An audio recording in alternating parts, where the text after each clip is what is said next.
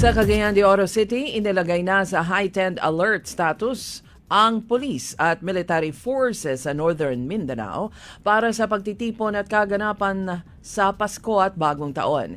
Sinabi ni Misamis Oriental Police Provincial Office Director Colonel Al Abanales na may sapat na tropa ng police at army sa mga lugar na tinaguri ang crime-prone upang hadlangan ang anumang balak ng mga masasamang tao.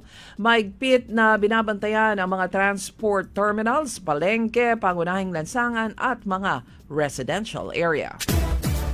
Sa Zamboanga City, nakaalerto na din ang City Disaster Risk Reduction and Management Office kasabay ng bisperas ng Pasko hanggang matapos ang bagong taon na mga pagdiriwang. Ayon kay CDRRMO Chief Dr. Elmier J. Apolinario, nasa blue alert status ang lahat ng mga kasapi ng Disaster Office upang agad na makapagresponde sa panahon ng emergency.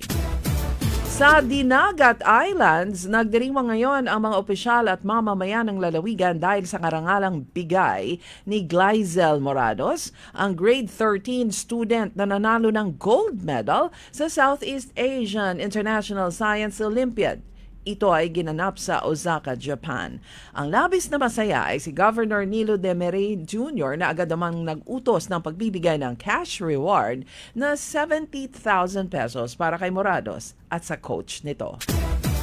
Sa Tagum City, masaya na ngayon ang business community ng lungsod dahil nabigyan ng Provisional Authority ng Energy Regulation Commission ang Davao Light para pagsilbihan ang Davao del Norte.